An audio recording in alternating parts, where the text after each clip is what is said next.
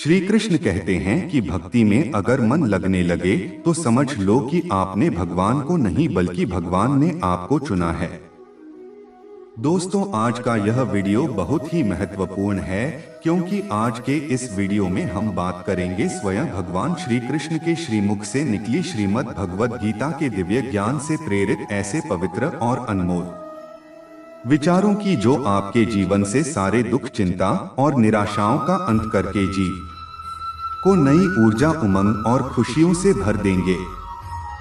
श्रीमद् भगवद गीता सिर्फ एक धर्म के लिए नहीं है, बल्कि इसे धरती के हर इंसान को पढ़ना और समझना चाहिए ताकि वह अपनी जिंदगी में सुख, शांति और सफलता को प्राप्त कर सके।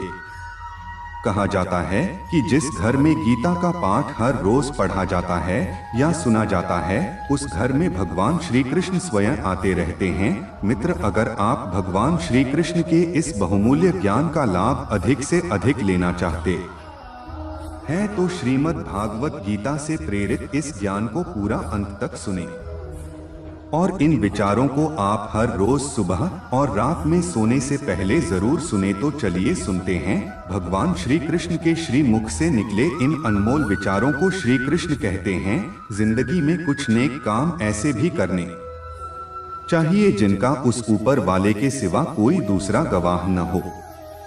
जीवन मिलना भाग्य की बात है, मृत्यु होना समय की बात है, मगर मृत्यु के बाद भी लोगों के दिलों में जीवित रहना या कर्मों की बात है। कहानी पुरानी जरूर है और आपने सुनी ही होगी, पर कई बार कहानी की शिक्षा इतनी महत्वपूर्ण होती है कि उसे बार बार सुनना जरूरी हो जाता है ताकि हम सतर्क हो सके, बार बार अपने जीवन में झांक सकें कि कहीं हम भी तो ऐसा नहीं कर रहे। भगवान ने जब इंसान की रचना कि तो उसे अपनी यात्रा आरंभ करने से पहले दो पोर्टल दी और कहा, एक पोटली तुम आगे की तरफ लटकाना और दूसरी पोटली कंधे के पीछे की तरफ। इंसान में बिल्कुल वैसा ही किया। फिर भगवान ने कहा, ध्यान से सुनो, तुम्हारी नजर सिर्फ और सिर्फ आगे वाली पोटली पर होनी चाहिए, पीछे वाली पर नहीं। इंसान हामी भरकर वहां से चला गया। इंसान ने ठीक वैसा ही किया जैसा उसे भगवान ने बताया था।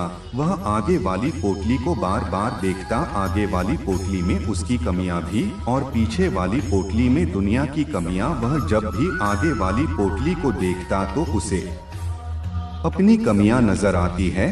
वह एक एक करके अपनी कमियां सुधारता गया और उसकी तरक्की होने लगी। वह बहुत अच्छा इंसान बनता गया, बेहतर से बेहतर खुशहाल होता गया। उसने कभी भी पीछे वाली पोटली पर नजर तक नहीं डालेगा। एक बार वह तालाब के किनारे नहाने के लिए रुका। उसने दोनों पोटलियां तालाब के किनारे छोड़ दी। नहाकर जब वह बाहर आया तो उसे समझ ही नहीं आया कौन सी पोटली आगे वाली थी और कौन सी पीछे वाली, क्योंकि दोनों बिल्कुल एक जैसी थी। अब गड़बड़ी हुई कि उसने पीछे वाली टोकरी आगे टांग ली और आगे वाली पीछे। अब उसे पूरी दुनिया में कंपनियां ही कमियां नजर आने लगी। यह ठीक नहीं, वो ठीक नहीं, बच्चे निकम्मे हैं, पड़ोसी बेकार है, सरकार बेकार है, जहां देखो वहां कर। अब वो हर जगह कमियां ढूंढने लगा सिवाय खुद के, क्योंकि उसे भगवान की बात याद थी कि नजर सिर्फ आगे वाली पोटली पर रखना। अब बेचारे का बहुत बुरा परिणाम होने लगा। वो पतन की तरफ बढ़ने लगा। नकारात्मकता ने उसे घेर लिया। हर इंसान उसे बुरा लगने लगा। उसकी दुनिया नरक बनने लगी। अब उसे समझ नहीं आ रहा था कि आखिर चक्कर क्या है। वो वापस भगवान के पास गया। भगवान ने उसे समझाया, जब तक तेरी नजर खुद की कमियों पर थी तू तरक्की कर रहा था, क्योंकि तू खुद को सुधार रहा था। और जैसे ही तूने दूसरों की कमियां देखनी शुरू कर दी, वैसे ही तेरा पतन आरंभ हो गया। दोस्त, यही हकीकत है। जब जब हम अपनी गलियां दूसरों पर उठाएंगे तब हम केवल और केवल अपना ही नुकसान करेंगे। हम किसी को भी नहीं सुधार सकते। आध्यात्मिकता की नजर से देखें तो हर कोई अपनी यात्रा पर है। हम खुद की कमियां सुधार लें, खुद को बेहतर बना लें, रोज खुद को पिछले दिन से बेहतर बना लें, यही जरूरी है। किसी ने क्या खूब कहा है, झांक रहे हैं इधर उधर, सब अपने अंदर झांके, कौन ढूंढ रहे दुनिया में कमियां अपने मन को तार्किक और दुनिया सुधरी सब चिल्लाते खुद को आज सुधारें। पर उपदेश कुशल बहुतेरे खुद पर आज भी का हम सुधरे तो जग सुधरेगा। ये सीधी बात विचारों को श्री कृष्ण कहते हैं। सब्र कोई कमजोरी नहीं होती बल्कि यह वह ताकत होती है जो सभी में नहीं होती। दुआएं कभी खाली नहीं जाती, बस सही वक्त पर कबूल होती है। मनुष्य अपने विश्वास से निर्मित होता है। जैसा वो विश्वास करता है वैसा ही वह बन जाता है। हर चीज की नकल की जा सकती है लेकिन चरित्र और व्यवहार नहीं। अपनी सोच को काबू में रखें क्योंकि आपकी सोच ही असलियत का रूप लेगी। अगर नीयत अच्छी हो तो नसीब कभी बुरा नहीं होता। दिमाग में विचारों की भीड़ जितनी कम होगी जिंदगी का सफर उतना ही आसान होगा। मन का झुकना भी बहुत जरूरी है। सिर्फ सर झुकाने से भगवान नहीं मिलते। अगर आप उन बातों और परिस्थितियों की वजह से चिंतित हो जाते हैं जो आपके नियंत्रण में नहीं है तो इसका परिणाम समय की बर्बादी और भविष्य का पछतावा है। आप दुख पर ध्यान देंगे तो हमेशा दुखी रहेंगे। आप सुख पर ध्यान देंगे तो हमेशा सुखी रहेंगे क्योंकि आप जिस पर ध्यान देते हैं वही चीज सक्रिय हो जाती है। श्रीमद् भागवत गीता में भगवान श्री कृष्ण कहते हैं कि जिस तरह प्रकाश की ज्योति अंधेरे में चमकती है ठीक उसी प्रकार सत्य भी चमकता है। इसलिए मनुष्य को हमेशा सत्य की राह पर चलना चाहिए। मृत्यु एक अटल सत्य है जिसे कभी बदला नहीं जा सकता है।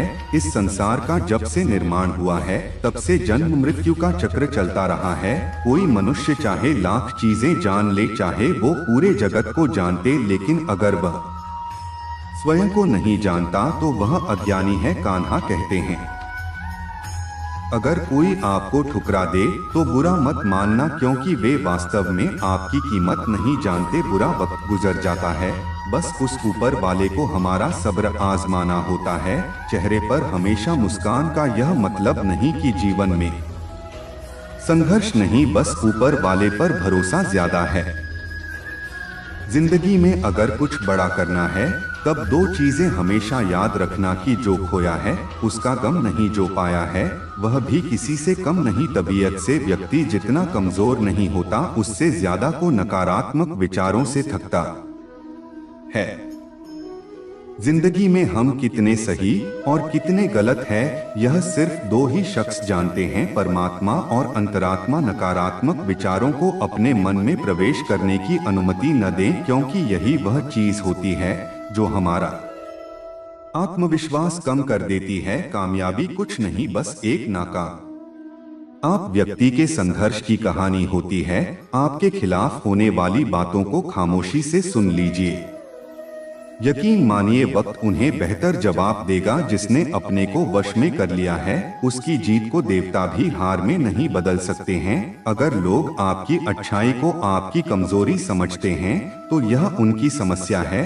आप आईना हो, आईना बने रहो। फिक्र वह करें जिनकी सूरत खराब है। श्रीमद् भगवत गीता में भगवान श्री कृष्ण कहते हैं कि ही अर्जुन, तुम्हारा क्या गया जो तुम रोते हो? तुम क्या लाए थे जो तुमने खो दिया? तुमने क्या पैदा किया था जो नष्ट हो गया? तुमने जो लिया यहीं से लिया, जो दिया यहीं पर दिया। जो आज तुम्हारा है कल किसी और का होगा, क्योंकि परिवर्तन ही समझ चार का नियम है।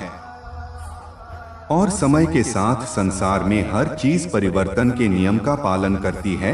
भगवान श्री कृष्ण कहते हैं कर्म योग ही वह योग है जिसके माध्यम से हम अपनी जीवात्मा से जुड़ पाते। कर्म योग हमारे आत्मज्ञान को जागृत करता है। इसके बाद हम न केवल अपने वर्तमान जीवन के उद्देश्य को बल्कि जीवन के बाद की अपनी गति का पूर्वाभ्यास प्राप्त कर सकते हैं। इस योग में कर्म के द्वारा ईश्वर की प्राप्ति की जाती है। श्रीमद् भगवत गीता में कर्म योग को सर्वश्रेष्ठ माना गया है। गृहस्थ और कर्मठ व्यक्ति के लिए यह योग अधिक उपयुक्त है। कर्मयोग सिखाता है कि कम के लिए कर्म करो, आसक्ति रहित होकर कर्म करो। कर्मयोगी इसीलिए कम करता है कि कम करना उसे अच्छा लगता है। कर्मयोगी इसीलिए कम करता है कि कम करना उसे अच्छा लगता है। कर्मयोगी कम का त्याग नहीं करता, वह केवल कर्म फल का त्याग करता है और दुखों से मुक्त हो जाता है। उसकी स्थिति इस संसार में एक डाटा के समान है और वह कुछ भी पाने की कभी चिंता नहीं करता। वह जानता है कि वह दे रहा है और बदले में कुछ मांगता नहीं, और इसीलिए वह दुख के चंगुल में नहीं पड़ता। संसार का कोई कार्य ब्रह्मा से अलग नहीं है, इसलिए कार्य की प्रकृति कोई भी हो, निष्काम कर्म सदा ईश्वर को ही समर्पित हो जाता है। हे अर्जुन, पुनर्जन्म का कारण वासनाओं या अतिरिक्त कामनाओं का संचय है। कर्मयोगी कर्म फल के चक्कर में ही नहीं पड़ता, आत्म वासनाओं का संचय भी नहीं होता है। इस प्रकार कर्मयोगी पुनर्जन्म के बंधन से भी मुक्त हो जाता है। भगवान श्री कृष्ण कहते हैं, का मन वायु की तरह चंचल है। यह मन ही है जो मनुष्य को काम वासनाओं की तरफ भटकाता रहता है। अगर जीवन को सफल बनाना है तो मन पर काबू करना बहुत जरूरी है। मन को वश में करने से दिमाग की शक्ति केंद्रित होती है, जिससे कार्यों में सफलता मिलने लगती है। गीता के अनुसार जिस व्यक्ति ने अपने मन पर काबू पा लिया, वह मन में पैदा होने वाली बेकार की चिंताओं और इच्छाओं से भी दूर रहता है। साथ ही वह व्यक्ति अपने लक्ष्य को भी आसानी से प्राप्त कर लेता है। अगर मन को वश में नहीं करोगे तो वो तुम्हारा सबसे बड़ा शत्रु बन जाएगा। भगवान कहते हैं, जो मनुष्य सुख और दुख में शांत रहता है, जिसके राग भय और क्रोध नष्ट हो गए हैं, जो मनुष्य शुभ और अशुभ वस्तु को पार करना प्रसन्न होता है और न प्रवेश करता है, जिन्होंने अपनी इंद्रियों को वश में कर लिया है, वह स्थिर बुद्धि वाला मनुष्य मुनि के समान। ऐसा मनुष्य स्थिर चित्त और इंद्रियों को वश में करके ज्ञान द्वारा परमात्मा को प्राप्त करके हमेशा संतुष्ट रहता है। क्रोध मनुष्य को नरक की ओर ले जाने वाला द्वार है। क्रोध करने से व्यक्ति का मन अशांत हो जाता है और उसकी स्मरण शक्ति भ्रमित हो जाती है। स्मृति में विभ्रम होने से उसकी बुद्धि नष्ट हो जाती है और फिर व्यक्ति का पतन हो जाता है। भगवान श्री कृष्ण कहते हैं, मनुष्य को क्रोध करने से बचना चाहिए। कितना भी गुस्सा आए, स्वयं को शांत रखने का प्रयास करें। श्री भगवान कहते हैं, जिस प्रकार समुद्र की स्थिति अचल है, भारी से भारी आंधी तूफान आने पर या अनेक नदियों के जल प्रवाह उसमें प्रविष्ट होने पर भी वह अपनी स्थिति से विचलित नहीं होता, मर्यादा का त्याग नहीं करता है, उसी प्रकार परमात्मा के स्वरूप में स्थित योगी की स्थिति भी सर्वथा अचल होती है। बड़े से बड़े सांसारिक सुखों दुखों का सहयोग उपयोग होने पर भी उसकी स्थिति में जरा भी अंतर नहीं पड़ता। वह योगी परमात्मा में नित्य निरंतर अटल और एक रस स्थित रहता है। जो मनुष्य संपूर्ण कामनाओं को त्याग कर ममता रहित, अहंकार रहित और मोह रहित होकर विचरण करता है, वही मनुष्य शांति को प्राप्त कर पाता है। कान्हा कहते हैं, जो दर्द आज सह रहे हो, आगे चलकर वही तुम्हारी ताकत बनेगा। मुसीबत में अगर मदद मांगना हो तो सोचकर मांगना, क्योंकि मुसीबत थोड़ी देर के लिए ही होती है और एहसान जिंदगी भर का तजुर्बे उम्र से नहीं बल्कि हाथों से आते हैं। जमाने में आए हो तो जीने का हुनर भी रखना, दुश्मन से कोई खतरा नहीं, बस अपने पर नजर रखना। रात भर गहरी नींद आना इतना आसान नहीं, उसके लिए दिन भर ईमानदारी से जीना पड़ता है। अपनी कमियों को सिर्फ हम दूर कर सकते हैं और कोई नहीं, बाकी सब इनका फायदा उठाना जानते हैं। समय के पास इतना समय नहीं कि वह आपको दोबारा समय भी सके। जो बदला जा सके उसे बदलिए, जो बदला न जा सके उसे स्वीकार कीजिए, और जो स्वीकार न जा सके उससे दूर हो जाएगी। लेकिन खुद को खुश रखें, वो भी एक बड़ी जिम्मेदारी है। जब हम अपने रिश्ते के लिए वक्त नहीं निकाल पाते, तब वक्त हमारे बीच सुषमा निकाल देता है। जो आपकी बुराई करते हैं उन्हें करने दो, क्योंकि बुराई वही करते हैं जो बराबरी नहीं कर सकते हैं। अगर खुश रहना चाहते हैं तो लोगों की बातों पर कम और अपने विचारों पर ज्यादा ध्यान दें। भगवान पर विश्वास बिल्कुल उस बच्चे की तरह करो जिसको हवा में उछाल हो तो वह हंसता है, डरता नहीं, क्योंकि वह जानता है कि आप उसे गिरने नहीं दोगे। श्रीमद् भगवद गीता में भगवान श्री कृष्ण कहते हैं कि हे अर्जुन, मेरा इन तीनों लोगों में न तो कुछ कर्तव्य है और न ही मुझे कोई वस्तु प्राप्त करने योग्य है, फिर भी मैं कर्म करते हुए अपने कर्तव्य का निर्वाह करता हूँ। हे पार्थ, यदि मैं कर्मों को करने में सावधानी न बरती तो बड़ा अनर्थ हो जाएगा, क्योंकि मनुष्य सब प्रकार से मेरे ही मार्ग का अनुसरण करते हैं। यज्ञ से बचे हुए अन्न को खाने वाले श्रेष्ठ पुरुष सब पापों से मुक्त हो जाते हैं, और जो पापी लोग अपना शरीर पोषण करने के लिए ही अन्न पकाते हैं वे तो पाप को ही खाते हैं। अर्थात जो लोग ईश्वर को याद किए बिना जिंदा रहने में ही लगे रहते हैं उन्हें चोर समझना चाहिए। केवल ज्ञान ही एक ऐसा अक्षय तत्व है जो कहीं भी किसी भी अवस्था में और किसी भी हाल में मनुष्य का साथ नहीं छोड़ता। धरती पर जिस प्रकार मौसम में बदलाव आता है उसी प्रकार जीवन में भी सुख दुख आता जाता रहता है। युद्ध हो या जीवन, सफलता केवल 3 शस्त्रों से प्राप्त होती है, धर्म, धैर्य और साहस। कान्हा कहते हैं, सेवा सबकी कीजिए मगर आशा किसी से मत रखिए, क्योंकि सेवा का सही मूल्य भगवान ही दे सकता है, इंसान नहीं। नियत साफ हो तो एक लोटा जल भी कबूल है। दिखावे के 256 भोग भी फिजूल है। कहाँ मिलता है कोई पर वाले के सिवा, समझने वाला जो भी मिलता है बस समझाकर चला जाता है। भगवान के फैसले पर कभी शक मत करना, अगर सजा मिल रही है तो कोई गलती भी अवश्य ही होगी। अगर आप सही हो तो कुछ सही साबित करने की कोशिश न करो, बस सही बने रहो, गवाही खुद वक्त देगा।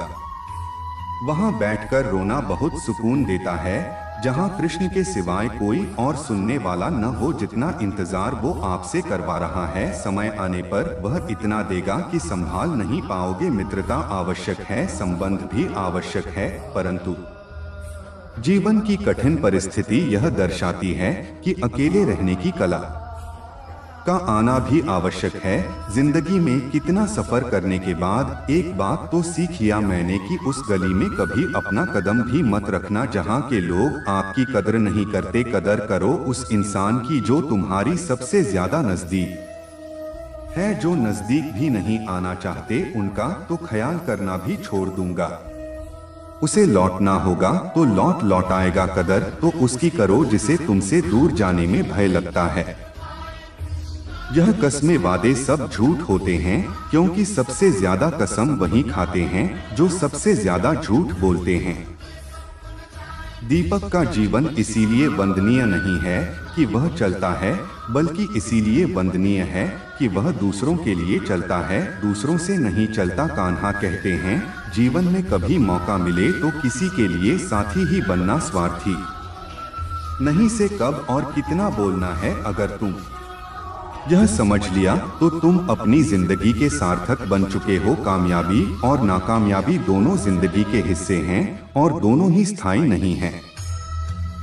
जिंदगी की आधी शिकायतें यूं ही दूर हो जाएंगी अगर लोग एक दूसरे के बारे में बोलने की जगह एक दूसरे से बोलना सीख जाएंगे। विश्वास किसी पर इतना करो कि वह तुम्हारे साथ छल करते समय खुद को दोषी समझे, और प्रेम किसी से इतना करो कि उसके मन में सदैव तुम्हें खोने का डर बना रहे। 4 वेदों का अर्थ नहीं भी जानो तो कोई बात नहीं, लेकिन समझदारी, जवाबदारी, वफादारी और ईमानदारी, इन 402 का मर्म जान लो तो भी जीवन सार्थक हो जाएगा। हे अर्जुन, जिस काल में तेरी बुद्धि मोहरूपी दलदल को भली भांति पार कर जाएगी, उस समय तो सुने हुए और सुनने में आने वाले इस लोक और परलोक संबंधी सभी भोगों से वैराग्य को प्राप्त हो जाएगा। हे पार्थ, धर्म से भरा हृदय धर्म का परामर्श देता है और धर्म से भरा हृदय धर्म का परामर्श देता है। कान्हा कहते हैं, दुष्ट लोगों की भलाई कभी नहीं करनी चाहिए, क्योंकि बिच्छू को आप कितना भी प्यार कर लो फिर भी वह दंग कहीं मारेगा। लोग तुम्हारी कदर तभी करेंगे जब तुम भी उन्हें उन्हीं की तरह नजरअंदाज करना सीख जाओगे। जिन्हें उधार लेने और दूसरों से एहसान लेने की आदत होती है वह हमेशा तनाव में घिरे रहते हैं। उस इंसान की कदर कम की जाती है जमाने में जो दूसरे इंसान की कदर नहीं करता। किसी को इतना भी सर पर मत बैठा लेना कि सर दर्द बन जाए, और किसी की कितनी भी खुशामद मत करना कि वह आपके लिए भी कदर हो जाए। आईने में जो दिखता है उसके अलावा किसी और पर आंख मूंदकर भरोसा मत करना। दूर रहना उन लोगों से जो आपकी कद्र तब तक करते हैं जब तक आप काम हो। जल्दबाजी में कोई भी फैसला ना लें, क्योंकि जल्दबाजी में लिया गया फैसला अक्सर गलत हो जाता है। अपने पंखों पर भरोसा रख, हवाओं के भरोसे तो पता नंगे उड़ा करती है।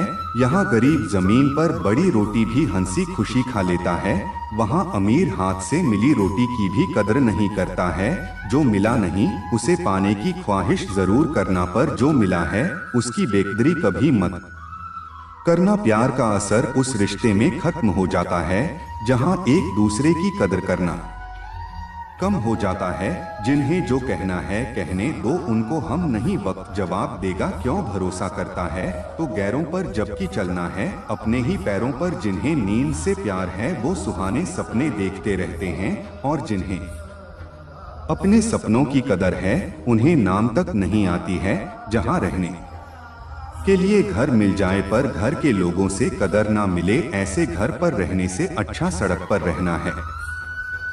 श्रीमद् भागवत गीता में भगवान श्री कृष्ण कहते हैं कि हे अर्जुन, जो न कभी हर्षित होता है, न किसी से द्वेष करता है, न करता है, न कामना करता है, जो शुभ और अशुभ संपूर्ण कर्मों का त्याग दी है, वह ज्ञानी मनुष्य मुझको अति प्रिय है। मुझे पाने के 3 तरीके हैं, ध्यान योग, ज्ञान योग और और इन सब में कर्म योग सबसे प्रधान है। जिस प्रकार मनुष्य अपने पुराने वस्त्रों को त्याग कर नए वस्त्र धारण करता है, ठीक उसी प्रकार आत्मा पुराने व्यर्थ शरीर को त्याग कर नए शरीर को धारण करता है। यही प्रकृति का नियम है। इस सत्य को स्वीकार करके भयमुक्त होकर आज मुझे चाहिए। जो मनुष्य मुझे जान लेता है उसके लिए इस संसार में और कुछ भी जानना शेष नहीं रहता। ऐसा मनुष्य जन्म मरण के बंधनों से मुक्त हो जाता है। जो मनुष्य भगवत गीता को पढ़कर उस पर अमल करता है, उसके सारे दुष्कर्मों का प्रभाव समाप्त हो जाता है। जो भाग्य में है वह भाग कर आएगा, और जो भाग्य में नहीं है वह आकर भी भाग जाएगा। जैसे हवा के झोंके नाव को भटका देते हैं, वैसे ही मनुष्य की इच्छाएं बुद्धि को भटका देती है। खुशी के लिए काम करोगे तो खुशी नहीं मिलेंगे, लेकिन खुश होकर काम करोगे तो खुशी जरूर मिलेंगे। यह चिंता छोड़िए कि लोग आपके बारे में क्या सोच रहे हैं। वे तो स्वयं इस चिंता में डूबे हैं कि आप उनके बारे में क्या सोच रहे हैं। बिना झुके खाली होना लगभग नामुमकिन है। अगर अंदर से अहंकार खाली करना है तो झुकना ही एकमात्र उपाय है। जहां तक दिखाई दे रहा हो वहां तक जाइए। जब आप वहां पहुंचेंगे तो आप और आगे देख पाएंगे। आंसुओं में वो खामोश दुआ है जो सिर्फ परमात्मा ही सुन सकता है। हम जो हैं उसके जिम्मेदार हम खुद हैं, और जो हम बनना चाहते हैं और बनने की शक्ति हम अपने अंदर रखते हैं। जब कोई अपना अगला कदम पहचानने लगता है तब बड़ा परिवर्तन का आरंभ हो जाता है। अगर आसमान वाले से आपके रिश्ते मजबूत है तो उस जमीन वाले आपका कुछ नहीं बिगाड़ सकते। मन अशांत है और उसे नियंत्रित करना कठिन है, लेकिन शांत रहकर इसे वश में किया जा सकता है। भरोसा रखें, हम जब कहीं किसी का अच्छा कर रहे होते हैं तब हमारे लिए भी कुछ अच्छा हो रहा होता है। यूं ही नहीं होती हाथ की लकीरों के आगे उंगलियां। परमात्मा ने भी किस्मत से पहले मेहनत लिखी है। अच्छे व्यवहार का कोई आर्थिक मूल्य भले ही न हो, लेकिन अच्छा व्यवहार करोड़ों दिलों को खरीदने की शक्ति रखता है। संयम हमारे चरित्र की कीमत बढ़ाता है, परंतु सच्चे मित्र और परिवार हमारे जीवन की कीमत बढ़ा दी है। श्रीमद् भागवत गीता में भगवान श्री कृष्ण कहते हैं कि हे अर्जुन, जो वास्तविकता में मेरे उत्कृष्ट जाना और गतिविधियों को समझता है, वह शरीर त्यागने के बाद पुनः जन्म नहीं लेता और मेरे परम धाम को प्राप्त होता है। वह व्यक्ति जो सभी इच्छाएं त्याग देता है और मैं और मेरा की लालसा और भावनाओं से मुक्त हो जाता है, उसे अपार शांति की प्राप्ति होती है। जिस मनुष्य के अंदर ज्ञान की कमी होती है और ईश्वर में श्रद्धा नहीं होती, वह मनुष्य जीवन में कभी भी आनंद और सफलता को प्राप्त नहीं कर पाता। ईश्वर ने है में जो कुछ भी दिया है वही हमारे लिए पर्याप्त है और यही एक अटल सत्य भी है। संयम, सदाचार, स्नेह एवं सेवा ये गुण सत्संग के बिना नहीं। कोई एक महापुरुष आत्मा को आश्चर्य की भांति देखता है, वैसा ही दूसरा कोई महापुरुष ही इसके तत्व का आश्चर्य की भांति वर्णन करता है, तथा दूसरा कोई अधिकारी पुरुष इसे आश्चर्य की बात सुनता है और को तो सुनकर भी को नहीं जानता। श्री भगवान कहते हैं, दुख सुख को समान समझने वाले जिस धीर पुरुष को ये इंद्रिय और विषयों के सहयोग व्याकुल नहीं करते, वह मोक्ष के योग्य होता है। हमें किसी से भी अंधा प्यार नहीं करना चाहिए। हमारा किसी के प्रति अंधा प्यार हमें कभी भी आगे बढ़ने नहीं देता। खुद को इतना कमजोर मत होने दो कि तुम्हें किसी के एहसान की जरूरत पड़ जाए। जीत निश्चित हो तो अर्जुन हर कोई बन सकता है, किंतु जब मृत्यु निश्चित हो तो अभिमन्यु बनने के लिए साहस चाहिए। लोगों को इम्प्रेस करने की कोशिश मत कीजिए, आप खुद को इम्प्रूव कीजिए। लोग अपने आप इम्प्रेस हो जाएंगे। अगर जिंदगी का हर दाम जीतना चाहते हो तो बल से ज्यादा बुद्धि का उपयोग करना सीखो, क्योंकि बल लड़ना सिखाता है और बुद्धि जीतना सिखाती है। कभी पीठ पीछे आपकी बात चली तो घबराना मत, क्योंकि बात उन्हीं की होती है जिनमें कोई खास बात होती है। अहंकार के अंधे इंसान को ना तो अपनी गलतियां दिखाई देती है और ना ही दूसरे इंसानों में कुछ परछाई दिखाई देती है। जो लोग दूसरों को हर समय नीचा दिखाते रहते हैं, उनको यह एहसास नहीं है कि वह ऐसा करके खुद कितना नीचे गिरा रहे हैं। अनुमान मन की कल्पना है और अनुभव जिंदगी का सबक है। सच्ची खुशी तभी होती है जब आपकी सोच गठन और गम में समानता हो। जीवन में कभी निराश नहीं होना चाहिए, क्योंकि कमजोर आपका वक्त हो सकता है, आप नहीं। जैसे तेल समाप्त हो जाने पर दीपक बुझ जाता है, उसी प्रकार कम के क्षीण हो जाने पर भाग्य भी नष्ट हो जाता है। अगर आप राजा की तरह जीना चाहते हैं तो पहले आपको गुलामों की तरह मेहनत करनी होगी। एक बात का ध्यान अवश्य रखें, आपका सपना जितना बड़ा होगा संघर्ष भी उतना ही कठिन होगा। अगर लोग आपकी कॉपी करने लगे तो समझ लीजिए आप कामयाबी के बहुत करीब है। कोशिश हमेशा आखिरी सांस तक जारी रखनी चाहिए। मंजिल मिले या तजुर्बा, दोनों ही अनमोल है। जिंदगी बहुत हसीन है, कभी हंसाती है तो कभी रुलाती है, लेकिन जो जिंदगी की भीड़ में खुश रहता है, जिंदगी उसी के आगे सिर झुकाती है। अपने सबसे खास से धोखा खाने के बाद लोग चाहकर भी किसी पर संपूर्ण भरोसा नहीं कर पाते, यही सत्य है। श्रीमद् भागवत गीता में भगवान श्री कृष्ण कहते हैं कि हे अर्जुन, मनुष्य अपने जीवन को सरलता से जी सकता है, पर फिर भी वह कभी सरल जीवन जी ही नहीं पाता। वह हमेशा चिंताओं से घिरा रहता है, भूतकाल की बातों को सोचकर परेशान होता रहता है। वह मौत से डरने लगता है। वह न तो अपने जीवन को सही तरीके से जी पाता है और न ही मृत्यु को गले लगा पाता है। ज्ञानी व्यक्ति न तो मरने वाले अशोक करते हैं और न ही उनका शोक करते हैं जो अभी जिंदा है, क्योंकि वह जानते हैं जो मर गया फिर से जन्म लेगा और जो जिंदा है वो एक दिन जरूर मारेगा। कर्म का नियम कहता है कि प्रत्येक घटना का एक कारण और प्रभाव होता है। समान रूप से किए गए कार्य के परिणाम अलग अलग हो सकते हैं। यह केवल इस बात पर निर्भर करता है कि वह कर्म करता किस प्रकार है।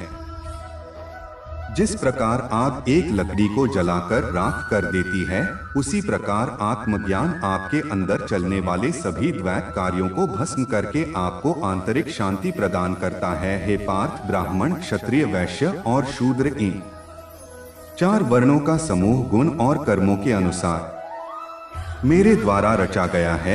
इस प्रकार इस सृष्टि की रचना आदि कर्म का कटाव होने पर भी अविनाशी परमेश्वर को तू वास्तव में अकर्ता ही जाए। कम करो लेकिन फल की इच्छा से नहीं, बस अपना कर्म करते जाओ और आगे बढ़ते जाओ। जिसकी आसक्ति सर्वथा नष्ट हो गई है, जो अपनी देह पर अभिमान नहीं करता और जो ममता से रहित हो गया है, जिसका चित्त निरंतर परमात्मा के ज्ञान में स्थित रहता है, वैसा कर्म योगी अपना कर्म यज्ञ की तरह करता है और मोक्ष को प्राप्त होता है।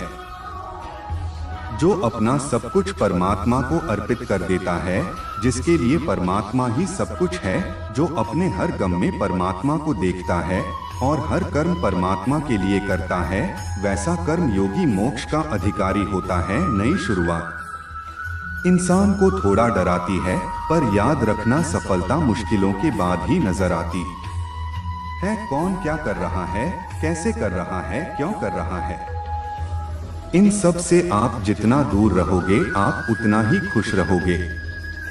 कोई हमारा पूरा करें यह उसका कम है, लेकिन हम किसी का बुरा ना करें ये हमारा धर्म है।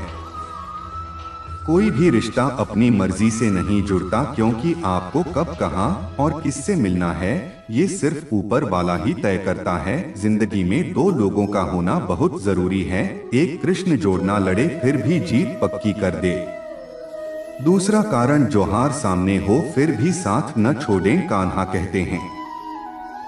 करता वही है जो तू चाहता है, मगर होता वही है जो मैं चाहता हूँ। तू वही कर जो मैं चाहता हूँ, फिर होगा वही जो तू चाहता है।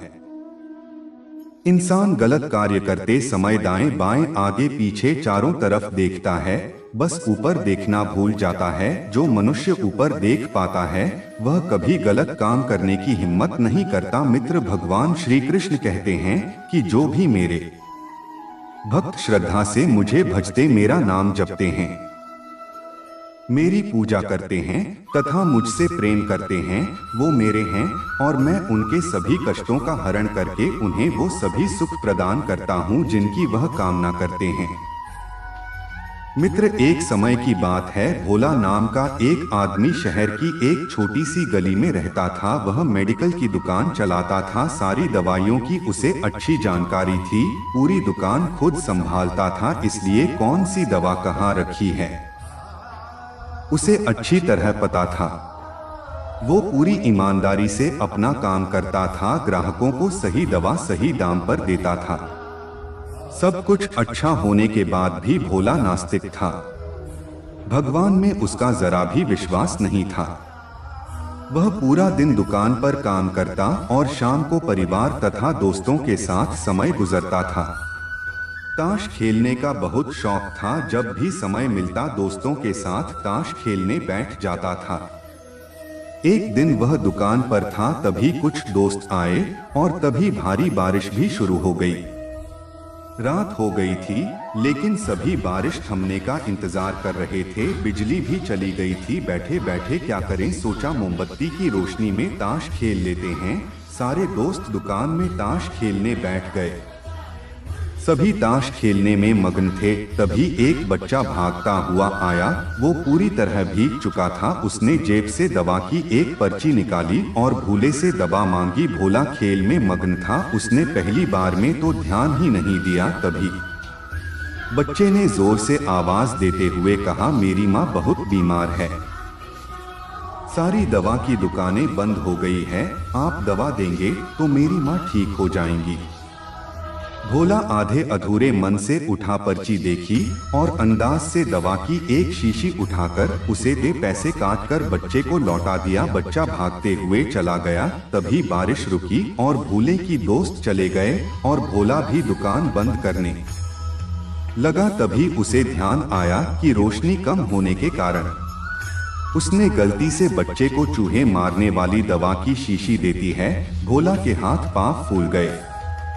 उसका दिल जोर जोर से धड़कने लगा। उसकी 10 साल की नेकी परमाणु जैसे ग्रहण लग गया। उस बच्चे के बारे में सोचकर वह घबराने लगा रहा। सोचा यदि वह दवाई उसने अपनी बीमार माँ को देती तो वह अवश्य मर जाएगी। बच्चा भी बहुत छोटा होने के कारण उस दवाई को तो पढ़ना भी नहीं जानता होगा। एक पल वो अपनी इस भूल को कोसने लगा और ताश खेलने की अपनी आदत को छोड़ने का निश्चय कर लिया। पर यह बात तो बाद में देखी जाएगी।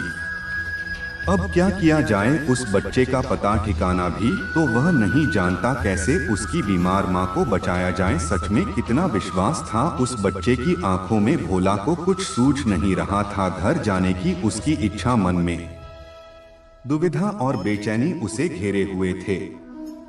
घबराहट में वह इधर उधर देखने लगा। पहली बार उसकी नजर दीवार के उस कोने में गई जहां उसके पिता ने जिद करके भगवान श्री कृष्ण की तस्वीर दुकान के उद्घाटन के वक्त लगाई थी। तब पिता ने कहा था, भगवान की भक्ति में बहुत शक्ति होती है, वह हर जगह व्याप्त है और हमें सदैव अच्छे कार्य करने की प्रेरणा देता है। भोला को वो सारी बातें याद आने लगी। आज उसने इस अद्भुत शक्ति को आजमाना चाहा। उसने कई बार अपने पिता को भगवान की तस्वीर के सामने हाथ जोड़कर आंखें बंद करते हुए पूजा करते देखा था। उसने भी आज पहली बार कमरे के कोने में रखी उस धूल भरी कृत की तस्वीर को देखा और आंखें बंद कर दोनों हाथों को जोड़कर वहीं बैठ गया। कुछ देर बाद वह छोटा बच्चा फिर दुकान में आया, पसीना पोंछते हुए। उसने कहा, क्या बात है बेटा, तुम्हें क्या चाहिए? बच्चे की आंखों से पानी छलकने लगा। उसने रोते रोते कहा, बाबूजी, माँ को बचाने के लिए मैं दवाई की शीशी लेकर भागता जा रहा था। घर के करीब पहुँच भी गया था, लेकिन बारिश की वजह से आंगन में पानी भरा था और मैं फिसल गया, दवाई गिर गई। क्या आप मुझे वही दवाई की दूसरी शीशी दे सकते हैं? बाबूजी, बच्चे ने उदास होकर पूछा। भोला ने राहत की सांस लेते हुए कहा, क्यों नहीं? पर उस बच्चे ने दवाई की शीशी लेते हुए कहा, बाबूजी, मेरे पास तो पैसे नहीं हैं। उस बच्चे ने हिचकिचाते हुए कहा, भोला को उस पर दया आई, कोई बात नहीं, तुम यह दवाई ले जाओ और अपनी माँ को बचाओ। जाओ, जल्दी करो और अब की बार जरा संभल कर जाना। भोला भगवान को धन्यवाद देता हुआ अपने हाथों में उस धूल भरी तस्वीर को लेकर अपनी धोती से पहुँचने लगा और अपने सीने से लगा लिया। उसे समझ में आ गया कि भक्त अगर मन से भगवान को याद करें तो भगवान उसकी रक्षा जरूर करते हैं और भगवान उनके सारे संकट कर लेते हैं। श्री कृष्ण कहते हैं, मनुष्य का जीवन केवल उसके कर्मों पर चलता है। जैसा उसका कर्म होता है वैसा उसका जीवन होता है। जो मनुष्य मुझसे परम प्रेम करके इस परम रहस्य युक्त गीता शास्त्र को मेरे भक्तों ने कहेगा, वह मुझको ही प्राप्त होगा। जो मनुष्य श्रद्धा युक्त होकर और दोषों से रहित होकर इस गीता शास्त्र का श्रवण करेगा, वह भी सभी पापों से मुक्त होकर मेरे परम धाम को प्राप्त होगा। कान्हा कहते हैं, मैं धरती की मधुर सुगंध हूँ, मैं अग्नि की कोशिश, मैं सभी जीवित प्राणियों का जीवन और सन्यासियों का आत्म संयम भी मैं ही हूँ। भगवान कहते हैं, जो मनुष्य गीता के इस रहस्य को भक्तों को धारण करवाता है और इसका विस्तार एवं प्रचार करता है, वह मनुष्य मुझे अत्यधिक प्रिय है। हमें उम्मीद है कि आपको आज की इस वीडियो से जरूर कुछ न कुछ सीखने को मिला होगा। हमें कमेंट करके जरूर बताएं। साथ ही साथ आप इस वीडियो को लाइक और चैनल को सब्सक्राइब जरूर कीजिएगा। धन्यवाद। जय श्री कृष्ण।